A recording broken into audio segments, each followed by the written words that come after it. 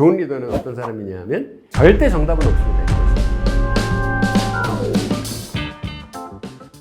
리더십이라는 말을 제가 별로 좋아하는 말은 아닌데 이런 거죠. 어떤 단어는 중립적인 단어가 있어요. 그냥 그것을 지칭하는 물병이면 물병 이렇게 얘기한다고 해서 그 물병에서 권력 관계를 느끼진 않거든요. 똑같은 단어인데 언어적으로는 스와힐리어, 일본어, 영어 이때는 권력이 느껴져요. 예를 들어서 저분은 스와힐리어를 잘해요. 그러면 어우 훌륭해.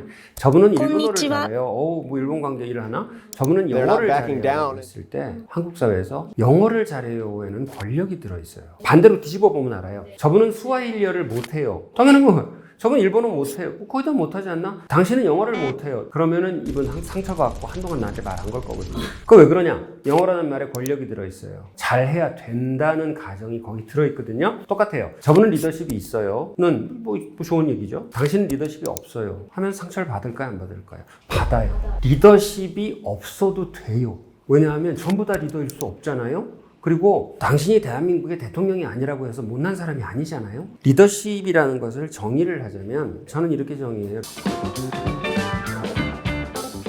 목표가 무엇인가? 목표까지 다가가는데 걸리는 기간이 얼마나 걸리나? 달성해야 할 주체가 누구이며 몇 명인가? 그 세 가지 조합에 따라서 1000만 가지 다른 방법의 리더십이 나온다고 생각하거든요. 예를 들어서 옛날에 사업의 리더십이라는 건 뭐였냐면 공장에서 여러 사람을 동원해서 기계적으로 많은 것들을 찍어냈어야 됐기 때문에 일사불란하게 피라미드로 돌아가는 리더십이 필요했단 말이에요. 카리스마적이어야 됐었어요. 요즘 리더십은 뭐냐면 한 사람 한 사람 직원들이 자기 역량을 꽃 피울 수 있으면서도 협조가 되게 문화를 만들고 세팅을 잡은 다음에 뒤에서 조용히 후원해주는 스텔스 리더십의 대세예요. 지금 마이크로소프트도 인도 계통의 화목을 강조하는 리더십이 나오고 있어요. 그러니까 요즘은 뭐 사실은 태평성대라고 볼 수 있어요. 왜냐면 잘 먹고 잘 사니까. 이럴 때는 리더가 있는지 없는지 모르는 게 정상적인 리더십이고, 난세에는 조조 같은 사람이 나타나가지고 막 모사 쓰고 카리스마, 이게 리더십이 잘못된 생각이 뭐냐면 리더십은 이런 것이라고 정의를 한 다음에 그 정의와 정답대로 애들을 들들 볶아서 그 리더십을 길러줘야 된다라고 이 연사 외칩니다 하고 이렇게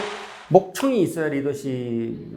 보기 싫어요. 왜 그게 리더십이 바뀌었는데. 좋은 리더는 어떤 사람이냐면 그 목적을 위해서 그 시간 동안 그 사람들을 이끌기에 적합한 사람이 좋은 사람이죠. 예를 들어서 리그 우승을 해야 되는데 지금 굉장히 못하고 있어서 지금 현재 감독을 경질하고 3개월 동안 10전 전승을 해가지고 리그를 꼭 우승시켜야 되는 상황에서 리더가 새로 들어왔다. 그럼 그 사람 카리스마적이라야 돼요. 근데 3년이 주어졌어. 그럼 덕장이 들어와야 되죠. 천천히 구워 삶아야 되니까. 그러니까 달라요. 절대 정답은 없습니다. 리더십에. 영화에서 말하는 장르 있잖아요. 장르는 객관적으로 성립된 게 아니라 뛰어난 개인에 의해서 그게 형성된 거예요. 예를 들어서 봉준호의 기생충은 그 누구의 것도 아니고 봉준호 장르인데 그게 하나의 장르로 앞으로 구축될 거예요. 왜냐하면 영향력이 있으니까. 그렇다면 스릴러 장르는 원래 있었냐? 아니에요. 히치콕이라는 개인의 장르거든요. 근데 좋다 보니까 사람들이 너도 나도 뛰어들어서 아류작을 형성하다가 장르가 돼버렸잖아요. 지금 현재 한국 영화라는 장르, K-무비라는 장르는 쉬리에서 시작했다고 저는 생각하거든요. 근데 너무 좋다 보니까 아류가 생기고 아류가 생기니까 류가 되는 거고 그게 장르가 되는 거잖아요. K-팝도 마찬가지고 이 분야에서 뛰어나고 싶어요 라고 생각을 하지만 사실은 그 분야는 누군가 개인의 거기 때문에 거기서 절대로 뛰어날 수가 없어요. 네 분야를 만들어야지. 그러니까